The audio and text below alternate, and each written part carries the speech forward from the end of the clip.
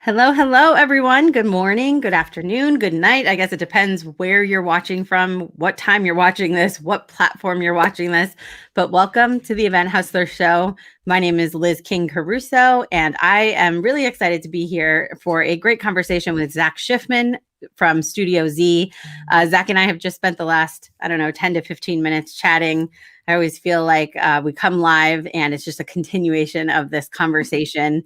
But for those of you who might be joining us for the first time, maybe you're watching us on Facebook or LinkedIn or YouTube, welcome. Please be part of the conversation. Put your questions and comments in wherever you're watching. We do see them all, and we'll try to work them into the show. So thank you for joining. This is really just kind of an informal opportunity to talk to amazing rock stars in our industry, learn from them, learn about what they're doing. And, as we were saying a few minutes ago, just see where the rabbit holes take us, Totally. start the conversation. So, Zach, thank you so much for joining Thank today. you. Thanks for having me. Um, we have not had the opportunity to meet, and we were just No. saying it's crazy that we are both in the events industry in New York, which is a vast industry, but it's actually quite small. I feel like everyone kind of knows each other. Yeah, totally. So I was super excited that we got connected, and I would love to. It's funny, like some people want to set up a phone call to learn more about someone. I'm like, come on the podcast, like talk some more. So why don't you just tell everyone, including me, a little bit more about you and your background, what you have been up Yeah, to in the past few years? sure. So my name's Zach Schiffman. I own Studio Z photo booths, based out of the New York City metro area, but we activate nationwide and worldwide virtually now. Been in business about 9 years. I also work full time pre-COVID in the television industry on the network level. And I was always a photographer at heart. And when I got out of college, I saw a photo booth at a family's wedding. And I said, wow, I think that's something I could do. And at the time, I was working a job, not making the greatest money. And I just wanted some income to set aside to be able to go out with friends on the weekend and sort of explore my creative side. I have a dual major in Yeah. TV production and entertainment marketing. And I kind of always wanted a backup in case I decided TV wasn't for me anymore. And it kind of just took off. It started small, and then I moved to the New York City area from Bristol, Connecticut, where I was living. And the change in my job and my hours and being in the mecca of the event world of the United States, it really just opened up doors, and it just sort of spiraled in a good way from there. Every year we've grown, every year we've taken on new challenges. We are fully focused on photo and video activations. We're not like a jack of all trades company. We don't DJ, we don't do furniture rentals or any of that. We do photo and video activations, and we do them well. And that's my core competency. That's my goal. I want to give an awesome output to your clients, to your guests, to make them want to share your brand image, make them want to come back for more, make them want to talk about what happened after the event is over. Yeah, that makes perfect sense. Now then, 2020 hit, the wonderful COVID-19. And how did that impact your photo and video business, which, I imagine pre-COVID was 100% in person? Yeah, it was 100% in person. 2020 was shaping up to be like my favorite year, and I don't even mean monetarily, I mean creatively. I had some clients and agencies. We were signing contracts for Coachella, the Masters, the Kids Choice Awards. We had these awesome creative events. We were doing things like the glam bot that you see on the red carpet, ball pits, obstacle courses at the Kids Choice Awards that were taking photos. And then overnight, all those contracts became null and void. They became Wow. credits for the future or full on cancellations. And it was like, okay, let's just see what happens. Maybe they'll push it back a month or two. And then, it just started opening more and more, and more cancellations, another cancellation. All of a sudden, I've lost everything. Yeah. And at the same time, I also lost my TV work too. And I was just at home. So I started thinking, what are we going to do now? And that's when we started building out our virtual photo, hi Nick, our virtual photo booth solution. And it's ever growing. It started as, here's a basic website. You can take a photo, you can brand it, you can email it. And 11 months later, now it's, hey, let me custom code a unique experience based off of a PDF that a client sends me. And they say, this is what we want our UI to look like. Sure, let's create it. And now we're creating year-long activations, really in-depth imagery, gifs I never thought you would be able to create on a virtual platform and not in a physical space with a camera and a high processing computer. And we're constantly pushing the envelope, and I'm really excited to see where this takes off to, where it continues to grow. I just had a conversation earlier today with someone, and we were just talking about, this is, talk about survival of the fittest, 2020 and truthfully, even all of 2021, I think, is all about innovation. It's the Yeah, companies that can think on their feet, try something new, and they push the boundaries, and that's what ends up getting them to be super successful. And then when we kind of come out of all of this, we get to go from, you know, everything we were doing in person and add all this virtual stuff and possibly double our revenue yeah. opportunities, if not, somewhere close to that, I would say. But tell me about the technical side. I mean, obviously you have this video and TV production background, but making that shift from in person to now doing everything online, did you already have kind of a technical skill set? Did you bring people Yeah, on I your mean, team? How did that work? it's really, not to use the word hybrid, but it's a hybrid of I have some basic coding HTML skills. I'm a very tech nerd at heart. I can sit and learn and read Google and figure things Mm, out, yeah, which is like the main focus of it. And then there is software that we've acquired and used, that has a backbone to it. And then it's bringing on coders or paying those software companies to do custom coding for us, to make ourselves stand out. Because I mean, we got into this, we were probably one of maybe four companies doing it at the get-go, and now there's hundreds. yeah, And 95% of them look exactly the same. We try to make ours look different. We try to give our offerings a little bit differently, and we try to really put the client first when we do it. I I'm not one. I don't try to like take credit. Everything I do is white labeled. So if your client comes to me and says, we want this, you're not going to see Studio Z anywhere. All you're going to see is Ford or Carfax or whoever's sure. hiring you. And I will hire the coders that need it to happen. If I can't figure it out myself, I will get it done for the client Yeah. for sure. So since we may not have seen Studio Z around on Yeah. the brand name, can you tell us about like one or two of the most exciting projects you've worked on? It doesn't have to be just last year, but just in your career. Yeah. Super Bowl is always a big thing for us. We did a few years with Sirius XM on Radio Row. Not doing anything crazy out of the ordinary, boomerangs, or we did a camera array where we had 7 cameras set up and made 3D animations, but they were all for athletes and celebrities. So to like see them take it, see it get spread so fast on Instagram Yeah. organically is always crazy.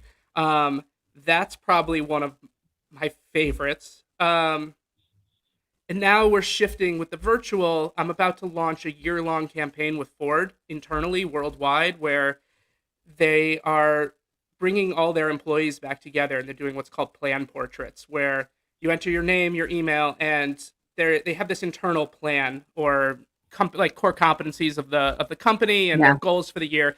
And basically, it's for all the employees to specify what they're going to bring to the plan, how they're going to execute it. So they type their answer, they take a photo, it gets branded on a branded template. It gets sent to them, and it goes into a worldwide gallery for Ford that's sortable by division, by country. And it's a really exciting, when we talk custom coding, this is what we're doing with them. And we're launching next week, and every day it's, hey, can we tweak this? Hey, what if we have this idea? And we're just going at it and seeing where it comes and where it's going to end up. Yeah. So how excited are you for the future of coming back to in person, and then what that means for all this virtual stuff that you've been doing? You know, I I'm excited to get back to in person, but I'm not gonna miss sitting on my couch building events. The late nights in New York. I did not miss the holiday party rush of New York City, the traffic, the snow, the 3 a.m. loadouts Yeah. on a Tuesday night. Those I did not miss. But the whole hybrid world is going to be the future. It's going to be interesting. We were talking Clubhouse before we came live, and Yeah. I think one of the best analogies I'd heard while listening to a room the other day where they said hybrid events have existed for decades and Yeah. just not in the event industry as we perceive it. You take a look at something like any sporting event, specifically the Super Bowl. That's an in person event for the fans that are there, but it's also a virtual event for everyone that watches it from home or interacts with the various Verizon camera apps you can use now, or the way they take in commercials and product placement. That is just one big hybrid event. Yeah. And now I think the event world really knows how to do it. And I think our client base now understands that more too. And I think it's going to be a very interesting. Will we see a hybrid Coachella in the future? In the lines of the Super Bowl, you look at the college football playoffs and the mega casts they do. There's 1,800 ways to experience this event from your house. So I constantly think that we're just going to see this evolve more. I mean, we're on StreamYard now. I don't know when StreamYard, if it was a 2020 byproduct or not, but so many of these programs didn't exist a year ago, and now everyone's figuring out, well, here's a new way that I can broadcast virtually, hybrid, bring in auctions and photo opportunities and other gamification and ways to interact. It's going to be a really interesting ride. I completely agree. I was just talking about the same thing with a group of people yesterday. Actually, Julia, who just was saying hi, she's with attendees, and we did a panel. And then later on, and they were talking about hybrid. And then later in the day, I had another conversation about hybrid. And it's come up many times recently, just this idea that like, it's not, we don't have to call it a hybrid event. It's just an event. And in the future, we will see events that have virtual and in-person components that are just called events. It's like the events industry is so far behind, to your point. Media and all these other industries have been doing hybrid forever. They just don't call it that. Yeah. It's going to be interesting too to see how clients price these, because I think that some clients have it in their head that, well, if this is virtual, it should cost 20% of what it would cost in person. And that's not necessarily true.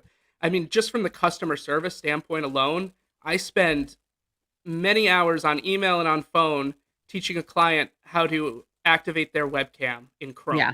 And it's just a pop-up, but like there's so many tech issues, and now on your side, like registration and onboarding and just getting, good internet for your speakers. Like there's a lot more to this than loading into a venue and knocking it out in one day. And, what you guys do in terms of like the photo and video, I think is really going to be interesting, because when you think of just the Super Bowl as an example, where there's, your live in-person people are there, they're watching what's happening, they're tailgating, and then they go home. Your in-person audience gets, all the like commentary, and I appreciate the colored lines on the field that show you what you're supposed to be looking at, and the highlights and all that kind of stuff. And so we've been talking a lot with hybrid that it's really going to be about enhancing this experience and touching people in a billion different ways and creating a ton of different kinds of content to reach people. And so I think photo and video, I mean, your background in TV is like priming you for, hybrid. Everyone is talking about like, great production is just what they do with TV all the time. It's not that people won't stare at a screen, because we do it for hours and hours and don't think anything about it when it's not a conference or an event. So that skill set that you have has really kind of positioned you pretty well for what's to come, I think. I hope so. I mean, it's interesting because now we have to think on this level. If your event is hybrid and the main event is in person, how are you keeping those people that are at home still entertained and feel like they're part of it all? And that's where I hope things that we do and build can sort of cross that bridge, be it an in-person photo booth mixed with a virtual one, or ones where someone at home could take a picture with someone in person. I think that's the type of, future stuff. Adding prizes to things, that you can win virtually or in person. And we do things like large-scale virtual mosaics where, every photo that gets taken gets popped into a larger image that makes up the client's logo or a scene. And that's so easy for us to merge everyone. So the people that are home, the people that are in person can all feel unified and a part of the event together. And they seem so like minuscule, minute details. Like, I know there's so much more to an event and I'm focused strictly here on a photo aspect, but like the takeaway is important to people. People love that unique output, and anyone can log on to Instagram and take a photo, but we want to try to Yeah. make it a little more interactive, a little more fun, a little more reason to come back. And those personal, touches are what makes it an event. Content, for example, can easily be recorded and accessed on, like this podcast. Yeah, We're doing it live. We're then going to put it on the blog. We're going to put it on the podcast. People can watch it in 5,000 different ways. But what you can't replicate are those interactions and the personal pictures, and people love that. I mean, I used to joke like if back in the days when it was like hashtags were super cool and new and everyone was right. tweeting and they'd like post their picture, then they'd go take their picture in front of like a big screen that had their tweet up on the wall. It's Yeah, like, okay, that's your picture. You don't have to take a picture of yourself in front of it. But people love the pictures and the videos. And when you look back on your wedding or, obviously a personal event or even a great conference, what are you looking back on? You're looking back on the pictures and the videos. yeah. So to me, they're so critical to It the overall piece. It's not it's just the tiny piece like what you're saying. it's funny that you say hashtags because I've brought this up on other podcasts before when we're just talking experiential marketing to begin with. In the dawn of Instagram, nobody knew what a hashtag was. And then they started and everyone was like, let's hashtag everything. Hashtag Zach, hashtag Yeah. TECHSYTALK, hashtag Coca-Cola. And everyone was giving basically free promotion for no reason. Yeah. And then you had the birth of the Kardashian influencers, the micro influencers, and branded content. And now everyone wants to be paid for that. Hmm. So and on a personal level, like when I see something they say post it to Instagram with the hashtag Coca-Cola, like why am I doing that? What am I getting out of it? And that's where I always say now we need incentive. There has to be an incentive for people to post. So we could have the most unique output you've ever seen. We can brand it however you want. But Yeah. if you want to make sure someone's posting that for everyone to see, there needs to be a reason. And even if that's just a chance to win a tickets to a concert, if it's a 1 in a million chance, it'll get people moving. And I Yeah. always bring this back to an event we did 4 years ago, maybe. iHeartRadio does a big concert called Jingle Ball. It travels every winter, and they have a huge experiential marketing um, area that they use in the afternoon leading up to the concert. Basically, where all people who didn't get tickets to the concert can go for free, see some lower name bands, and it's all brand activations. But it's hundreds of photo outputs. And we did one for Brookstone and Ariana Grande promoting Cat Ear headphones that she had. And they wanted to give away tickets and a pair of headphones. But you had to post, you had to tag. And I think we did in the course of 3 hours, 400 unique images, and I think 370 of them were posted to Instagram. Nice. And which I mean, the ROI on that was crazy. And we announced the winner, and we heard these two girls scream from across the venue, and they came running. They were so excited to get tickets to this sold out event. And I mean, it was all worth it for the client just in that moment. Yeah. I mean, it's funny thinking just about experiential marketing. I mean, it's always been very popular, especially in recent years. But as we look towards, going back to in-person events, I think it's going to be, my thought is even more popular because, we're talking about people's hesitation to go back to in-person and Right. the idea that, they might go back to personal and leisure stuff before they're going to go back to business. And I think it's going to be a huge challenge for corporations to think about how can we provide like some personal value in what we're doing so that they will come and they'll, it's not necessarily just about exposing yourself to COVID, but at this point, you're just changing. Behaviors have changed, habits have Yeah. changed. And so now you're kind of like getting people to come back out as excited as people are to be with their friends again. I don't know that they're so excited to be at like a corporate event. Right. Totally. And it you can take experiential and go beyond the event side. You can just go straight to like retail, for instance. Sure. Who's going to the mall anymore? And it's less and less. Sales have moved online, but these brick and mortars still exist, and they want to get their customers back. So we look into solutions like how can we help facilitate that? And if you take a brand like Sephora, they could come to us and say, we want a virtual offering that brings people back into the store. Okay. They can promote a virtual photo booth. You take a snap and you're given a code. And that code can only be used in person in the store. Mhm. They go to the store, and in the store is a plexiglass safe with a touch screen on it. Inside, they see a prize, be it makeup, a gift card, money, it could be anything. And they have to enter that 4-digit code to see if they won. But Yeah. now we've physically made a customer go to the store, and they're, I don't know the percentage, but very more likely to buy a Right. product once they're in the store. I mean, you could do that with a QR code just sitting in the middle of the mall. Say, hey, scan me for a chance to win, and push people to the store. Those are Yeah. the types of things I'm looking to help outside of the traditional event world and into more of the marketing side, because I think the opportunities are endless here. I completely agree. So, the Event Hustlers originally especially started for our independent business owners. So Mhm. people like you and me who are in the events industry. Do you see yourself going back to kind of a full-time job in television? Or are you like so excited about what you're working on right now? And there's no right or wrong answer. Yeah, no, Just curious. I love my job in TV. My job in TV has a weird correlation to my business as well. Yeah. There's a surprising amount of crossover where like I'll work with Chrissy Teigen in the morning on a TV show, and then at night I'll see her at a jewelry launch. And like those things are just like they're funny and they're weird.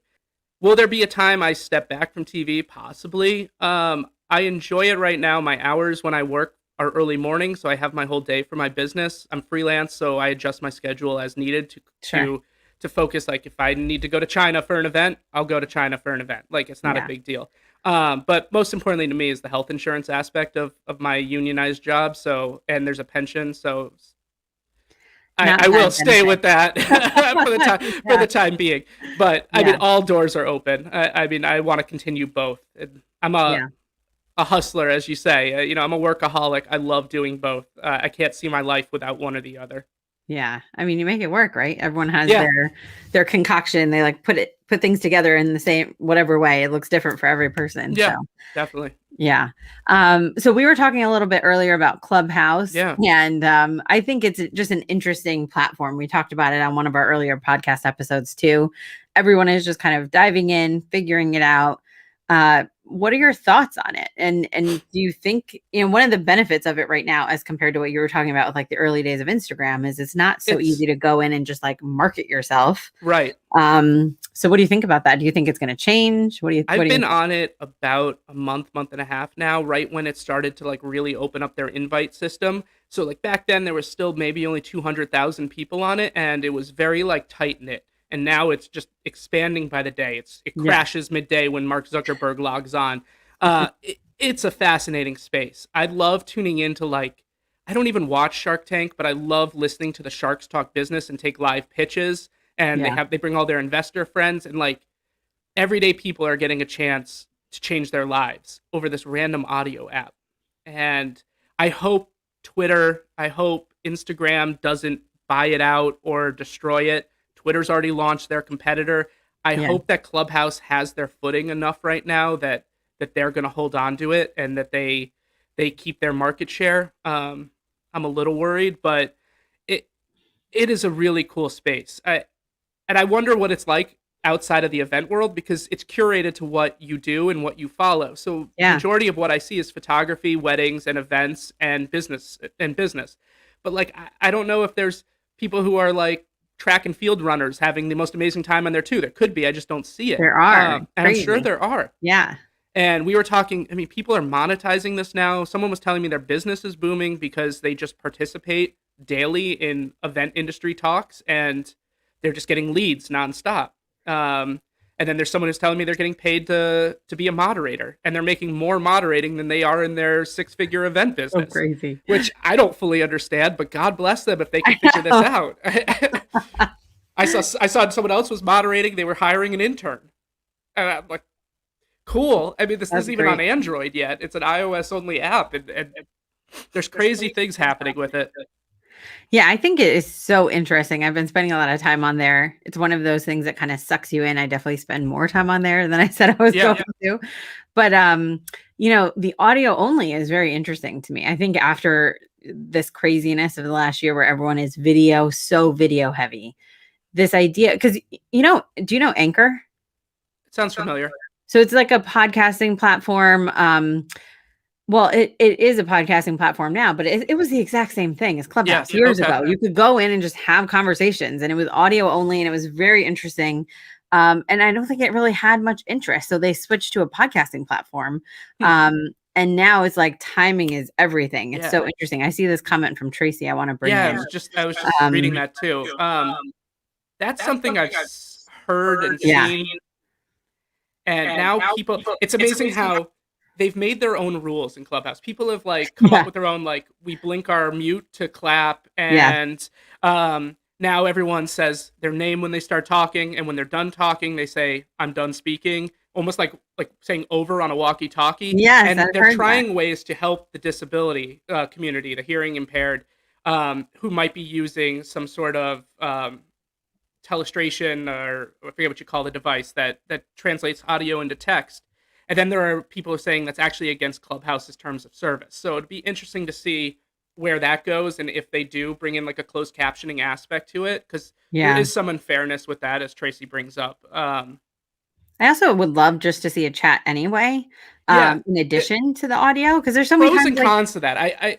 I kind of like that, like, no one can DM you, and if they want to DM you, they have to go like to your Instagram and follow you, where like your main yeah. focus is, and it's kind of a platform where no one bothers you on the side. I've heard a lot of that. I think there probably will end up being a messaging side for sure. Or even just like in the room, Yeah, that you could talk about the topic amongst each other. I agree. I don't I like the think DMing thing. I think Twitter's doing reactions already, which I know is something Clubhouse was looking Yes. into, where like, the audience could vote on polls or show their support for people talking. And I think that's part of it. I think you're probably going to start to see monetization of the speakers, and Oh being yeah. able, like on a Twitch style, being able to tip and Yeah. and donate.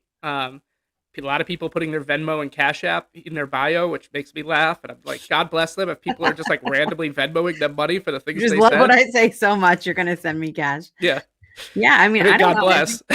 It's super interesting. And obviously we're here talking about you and all the work that you've done, but like with Clubhouse, it adds like this interesting piece to it. And I feel like just from the experiential marketing side, Yeah, I've seen people doing summits on there, like a 24 yeah. hour summit where I it's mean, just like, here's it's all a your free speakers. And platform. You can lock a room. I think people are yeah, you can monetize a room sort of if you lock it, and only people who have paid could be admitted. Those kind of things. You could, yeah, but at the end of the day, it's a free platform for people to speak. So if you were pivoting a conference that got canceled at the last minute because of COVID, it's an easy way to get, sort of people that are on Android. It's an easy way to get everyone quickly in one place and being able to talk and still have some sort of format to it without hurting your bank or.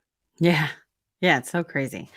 Well, I have really loved talking. Let me read Tracy's comment real quick. She's loving all the conversations she's listening to, but you can get sucked in. That is definitely true.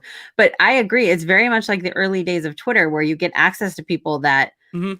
you would never get access to. And you find all kinds of influencers. If you look at, like, for example, I've been involved in virtual and hybrid for years, kind of learning about it, doing a few events myself, and knowing a lot of the players in the space. When I go into Clubhouse and I look at the people who are leading the conversations, I didn't know any of them. Yeah. So it's amazing to see all these people who really are passionate about the topic that you really would not otherwise have known, been able to connect to. It's really cool. Yeah, especially in all the event groups that I've been listening to on Clubhouse, there's a lot of people that have been doing this for years virtually that I didn't know like really existed. And maybe this is more your side with your conferences and stuff, where I focus more. I don't focus, but what I end up at is more like one-off events and, product Yeah. launches, PR things, those kind of. But like, people have been putting together summits and motivational speakers and those kind of events virtually, I guess, for a long time, and it's a 7-figure industry. Yeah. It's very interesting, and it's also for people in the event industry, the Tony Robbins of the world who travel the country or the world to speak. Now they're able to do this on platforms where they can sit at home and do multiple a Yeah. day and still get their payday. Like, it's a new world for sure. That is the best way to leave this conversation. I think it is a new world. You have done an amazing job pivoting to virtual. So thank you so much for Yeah, sharing that with my us. We pleasure. wish you all the best as you move forward with not just continuing to do virtual, but hybrid as well. I think there are probably a lot of people listening either now or who will listen to the recording who are interested in learning more about you. So where would they best connect you? They can go right to our website at studiozphotobooths.com. All of our information's there. They can contact, reach out, call, email, browse the site, play with our virtual photo booth demo, see our different offerings. Awesome. And I did not even notice, but Tracy caught this great little thing. She would like to know more about the award that's sitting behind you that I did not even see. This is my Emmy Award. Beauty. So I work on the Today Show. That's my main show. This award was actually for the Winter Olympics, Sochi, which I worked on a new media.